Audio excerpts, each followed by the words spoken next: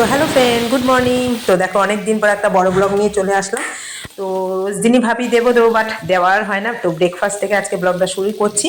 তো দেখো ঘুগনি রান্না করছি, ঝাল ঝাল ঘুগনি, শীতের দিনে খুবই ভালো লাগে। তো ঘুগনিটা দেখো মশলাটাও দিয়ে দিলাম। আর তোমরা ভাবছো হয়তো ব্লগটা আসছে না কেন, কিন্তু আমার না মানে আগের মতো আর এনার্জি পাই না ব্লগ করার মতো। তো অনেক দিনই আমি এটা শ্যুট করে রেখেছি, এডিটের অভাবে না করা হয় না। তো যাই হোক, সবুজ মটরশুঁটি দিয়েও ঘুগনির মধ্যে দিয়ে দিলাম, খুব ভালো হয়েছিল খেতে। আর করে নেব হচ্ছে এখানে ময়দাটা মেখে নেব। ময়দাটা সকাল সকালে আমি মেখে নিই, কেননা আমার ব্রেকফাস্ট 8:30 9টার মধ্যে রেডি রাখতে হয়, সবাই বেরিয়ে যায়। ওই জন্য ওইদিকে ঘুগনিটা হচ্ছে আর এদিকে ময়দাটাও মেখে নিয়েছি। তো ঘুগনিটা একটু আমি ঝোলঝোলি নামাই, যেহেতু অনেকগুলো লোক তো আলু থাকে, টেনে যায়। ওই জন্য ঝোলঝোলি আমি ঘুগনিটা নামিয়ে নিই। তো শীতের দিনে যে গরম গরম ধোয়া ওটা ঘুগনি কার কার ভালো লাগে অবশ্যই জানাবে। আর এদিকে লুচিটাও বেলা হয়ে গেছে। তো দেখো মেয়ে নেই, ওই জন্য আমার একা হাতে ভাজতে হচ্ছে। তো চলো ফাইনালি লুচিগুলো এক এক করে ভেজে নেবো আর সবাইকে ব্রেকফাস্টটাও দিয়ে দেবো।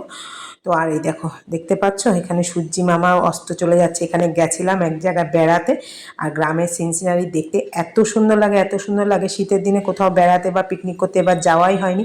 তো ফাইনালি এই জায়গায় মানে রোজ দিনই ভাবি যাবো যাবো যাবো, আমাকে সবসময় বলে।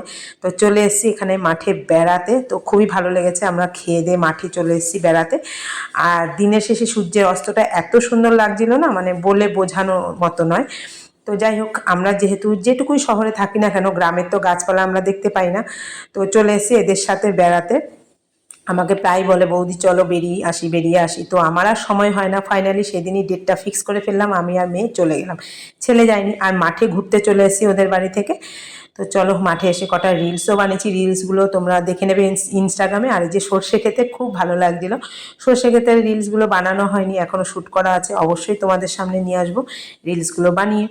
তো চলো, এত সুন্দর লাগছিল না মানে সর্ষে ক্ষেত দেখতে। তারপরে আমাদের এখানে দেখো এখানে কীর্তন হচ্ছিল, প্রত্যেকবার হয় বউবাজারে। তো এখানে তো আমি আর মেয়ে যাবোই, ছেলেও যায়। আমি আর মেয়ে গিয়ে আগে কীর্তন একটু শুনে, ভোগ আরতি শুনে তারপরে খিচুড়ি খেতে বসে পড়ি। দারুণ লাগে আমার এই মরশুমে খিচুড়ি খেতে, মানে যে কোনো মরশুমে খিচুড়ি আমার ভালো লাগে। কিন্তু সব জায়গাতে যাওয়া হয়ে ওঠে না। তো ঠাকুরের কৃপায়, ভগবানের কৃপায় এইখানে আমি আসবই। মানে আমি আর মেয়ে ফাইনালি চলেও এসে আর ছেলেকে ফোন করে দিলাম। এই দেখো আমি আর মেয়ে বসে পড়েছি। আর খুব ঠান্ডা পড়ছিল, তো এতটাই ঠান্ডা পড়ছিল না, তো বসেই আছি। তারপরে পাতা দিল আর খিচুড়িটা মানে কি বলবো, ঠাকুরের একটা মানে ইয়ে আছে না, কৃপা আছে, এত সুন্দর খেতে। আর ছিল ছেঁচড়া, সঙ্গে ছিল চাটনি আর বোঁদে। তো চাটনিটা দেখানো হয়নি তোমাদের। তো ফাইনালি এত গরম খিচুড়ি। আর দাদাভাইয়ের জন্য একটু প্রসাদও নিয়ে এসেছি। আর ছেলে অন্য লাইনে বসেছে, এতটাই ভিড়। আমরা প্রত্যেকবার প্রথম পিঁড়িতেই বসি, প্রথম যে ব্যাচটা বসে তো সেখানেই বসি। তো এত লোক প্রথমবার বসে গেছিলো। তো খুবই ভালো লাগছিল, এত গরম। আর তারপরে ছিল খিচুড়ি। এই যে খাওয়া দাওয়া করে তারপরে এই যে পৌষকালী পুজো হয়েছিল, সেখানেও চলে আসলাম কৃষ্ণনগর বউবাজারে, আমাদের বাড়ির কাছেই। তো ঠাকুরটা এত সুন্দর হয়েছে, রিলসগুলো আগে চলে গেছে, তোমরা অবশ্যই দেখেছো। খুবই সুন্দর লাগছিলো। দাঁড়িয়ে দাঁড়িয়ে একটু ঠাকুরকে আমি একটু ভোগ দিলাম, সন্দেশ কিনে দিলাম, দাদাভাইয়ের নামে পুজো দিলাম, তারপরে বসে বললাম। এইখানে সেই খিচুড়ির গল্প বললাম না, আমি ঠাকুরের প্রসাদ খিচুড়ি খেতে প্রচণ্ড ভালোবাসি। তো আমারও তো লজ্জা ফজ্জা নেই। তো ছেলে মেয়েকে নিয়ে চলে গেছি, তোমার দাদাভাই এখন আর যেতে চায় না।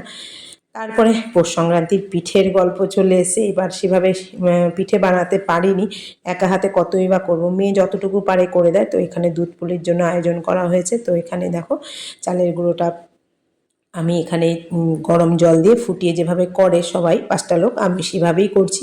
মেয়ে হাতে হাতে লেচিগুলো কেটে দিয়েছে, আর আমি এই যে পুলিগুলো সাজিয়ে নিয়েছি। বললাম না অনেক দিনের আগের এই শ্যুট করা ভিডিও পৌষ সংক্রান্তি, কিন্তু আমি সময়ের অভাবে তোমাদের সামনে আনতে পারিনি। রিলসগুলো চলে এসছে কিন্তু বড় ব্লগটা আনতে পারিনি। তো দেখো দুধগুলো দিয়ে দিলাম আস্তে আস্তে। তো এখানে পুলিগুলো যেভাবে সবাই করে আমিও সেভাবেই করেছি, আর কিছুটা তোমাদের সাথে শেয়ার করেছি। কেমন লাগলো ব্লগটা অবশ্যই জানাবে, আশা করি ভালো লাগবে। পিঠে খেয়ে দিয়ে হজম হয়ে গেছে, তো এখন আসছে পিঠের ব্লগ। তো আমার নিজেরই হাসি পাচ্ছে। তো এখানে পাটিসাপটা করা হচ্ছে। আমি তো নারকেল দিয়ে যে কোনো পিঠে পছন্দ করি, আর ছেলে মেয়ে হচ্ছে সন্দেশ দিয়ে, মানে মাখা সন্দেশ দিয়ে পছন্দ করে। তো দাদাভাই ওদের জন্য কিছুটা মাখা সন্দেশ নিয়ে এসছে, ওদেরকে করে দিয়েছি। আর আমাদের সবার জন্য করেছি হচ্ছে নারকেল দিয়ে। তো ফাইনালি পাটিসাপটাটাও হয়ে গেছে আস্তে আস্তে দুধ পুলি করার পরে। তো কেমন লাগলো ব্লগটা অবশ্যই জানাবে, আমার পাশে থেকো, সাথে থেকো। ও এইভাবে আমিও তোমাদের পাশে আছি, সাথে আছি। এই বলে আজকের মতো ব্লগটা এখানে শেষ করবো। আবার আসবো অন্য একদিন অন্য একটা ব্লগ নিয়ে।